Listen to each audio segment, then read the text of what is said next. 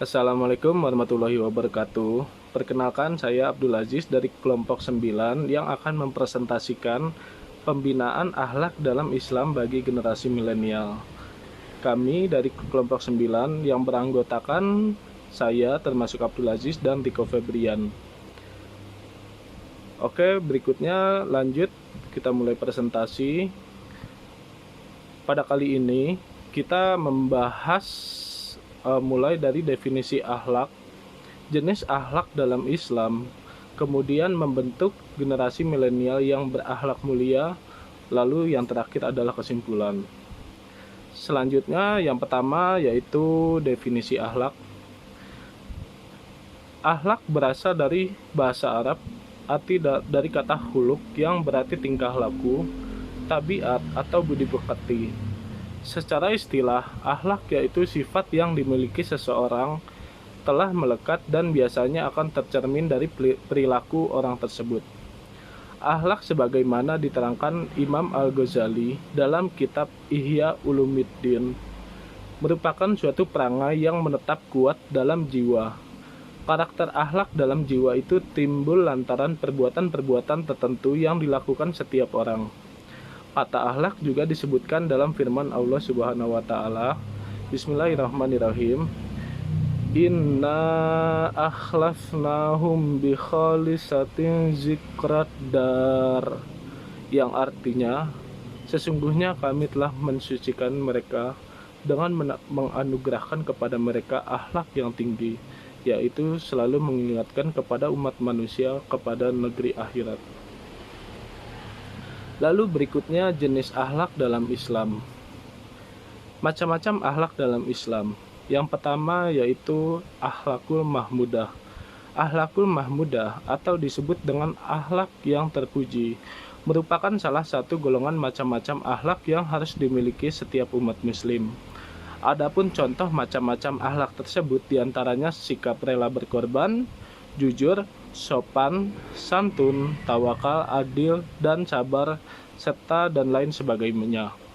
Sebagai umat muslim, sudah seharusnya kita selalu menjaga akhlakul karimah dalam menjalani kehidupan sehari-hari.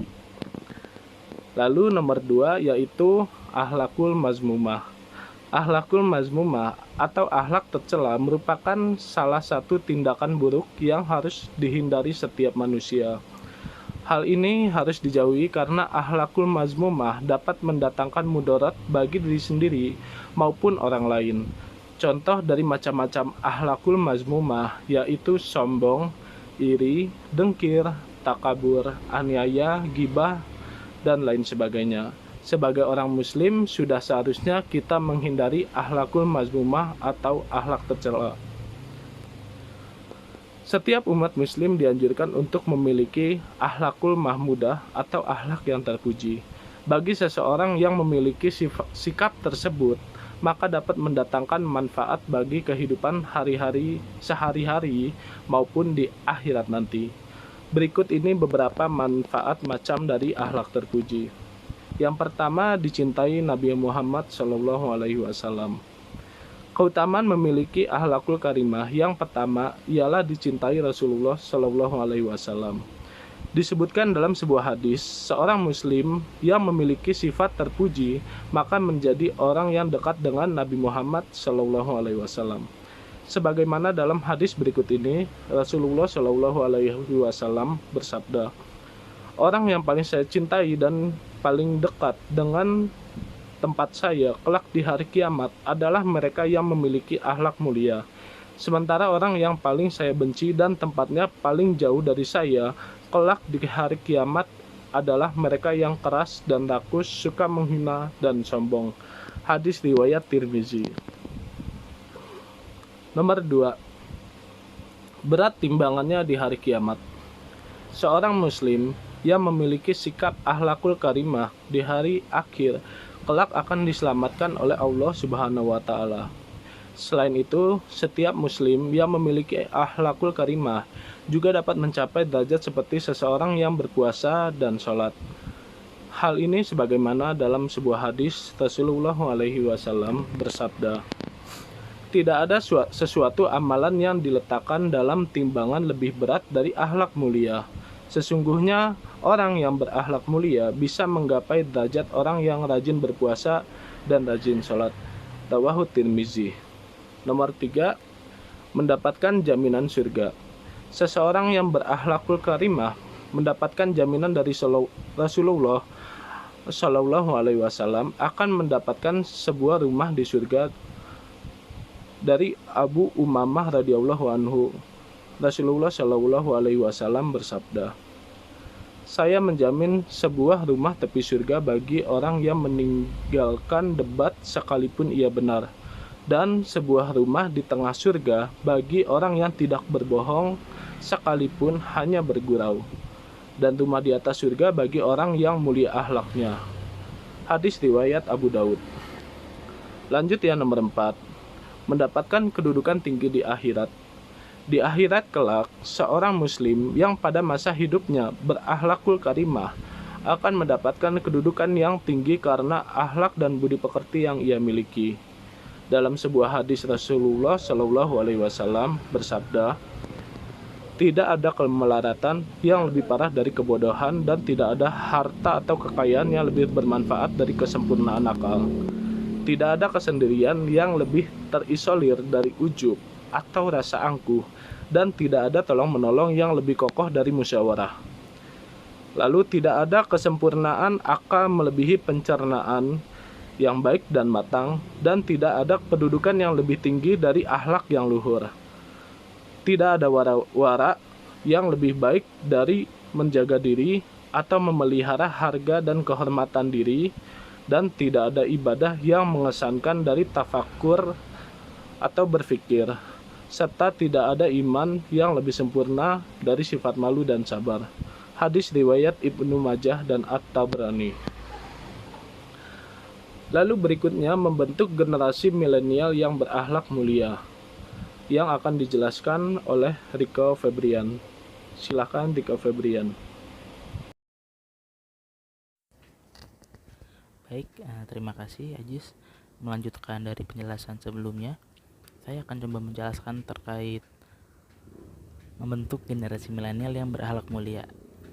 Jadi jika ditarik ke masa kini, dari penjelasan Ajis sebelumnya terkait jenis-jenis akhlak, maka untuk membentuk karakter generasi milenial atau generasi masa kini agar mempunyai akhlakul karimah, tentu harus adanya penanaman akhlak yang baik sedini mungkin ya. Itu baik di lingkungan keluarga maupun di lingkungan dia sekolah maupun lingkungan dia tumbuh. Nah, namun dengan adanya media sosial atau situasi kondisi masa kini, tentunya banyak halangan yang membuat generasi milenial ini mungkin agak kesulitan dalam menanamkan akhlakul karimah. Karena dari itu perlu adanya proses yang dapat dilakukan untuk membentuk generasi milenial yang berakhlak mulia. Antara lainnya adalah bimbingan dan teladan. Jadi anak muda atau para generasi milenial ini sedini mungkin perlu mendapatkan pendidikan dengan pendekatan karakter, dan disinilah peran orang tua dan guru harus memberikan bimbingan dan teladan untuk siswa secara bertahap dan memberikan alasan, penjelasan, serta arahan. Dan lalu yang kedua ada takziyah atau penyucian diri. Konsep penyucian diri ini atau takziyah melalui keikhlasan dalam beramal dan keridhaan terhadap Allah Subhanahu wa Ta'ala, yang mana telah diterangkan dalam Al-Quran, yaitu surat Asy-Syams ayat 9 sampai dengan 10, yang berbunyi kurang lebih qad aflaha man zakaha wa qad khaba man dassaha, yang artinya adalah sesungguhnya beruntunglah orang-orang yang membersihkan jiwa dan sesungguhnya merugilah orang-orang yang mengotorinya. Yang mana menurut tafsir dari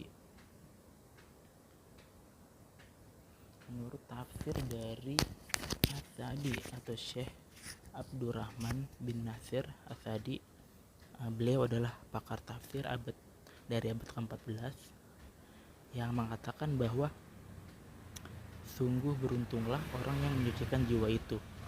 Maksudnya adalah menyucikan dirinya dari berbagai dosa dan membersihkannya dari berbagai aib. Lalu, dan sungguh merugilah orang yang mengotorinya, yakni maksudnya adalah menyembunyikan jiwanya yang mulia yang tidak sebenarnya dengan mendekatkannya dengan berbagai aib dan dosa, meninggalkan sesuatu yang bisa menyempurnakan dan menumbuhkannya, serta menggunakan sesuatu yang memperkeruh dan mengotorinya. Kurang lebih begitu, dan untuk kesimpulan akan dilanjutkan kembali oleh Ajis. Terima kasih. Selanjutnya beberapa informasi perihal mengenai membangun akhlak dalam generasi milenial.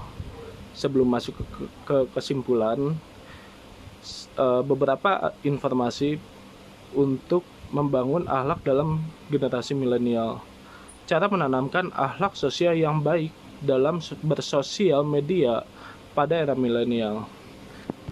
Zaman sekarang penyebaran berita sangatlah mudah dan cepat dengan adanya media sosial. Penyebaran berita dapat diakses dengan mudah, namun dalam bermedia sosial hendaklah memiliki adab dan etika yang baik.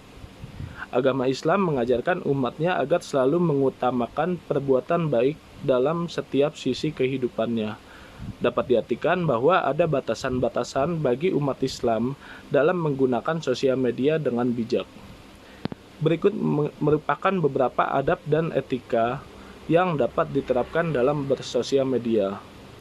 Yang pertama, menjadikan sosial media sebagai tempat menebar kebaikan. Mengingat bahwa sosial media dapat menyebarkan berita dengan mudah, mengapa tidak kita manfaatkan sebagai ladang pahala? Artinya, menyebarkan ilmu yang dimiliki, misalnya ketika banyak orang yang mengakses ilmu yang kita sebarkan lalu mengamalkannya, di saat itu pula amal jariah juga berdatangan.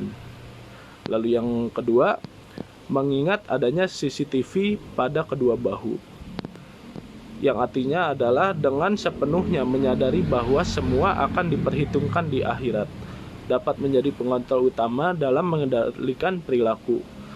Di akhir kehidupan dunia, ada hari takhir untuk membuat orang menyadari batas usia tua. Di dunia berikutnya, keseimbangan antara kebaikan dan kejahatan akan menjadi titik penentu keberadaan manusia. Surga atau neraka, segala sesuatu yang Anda lakukan di media sosial akan menjadi catatan amal di masa depan.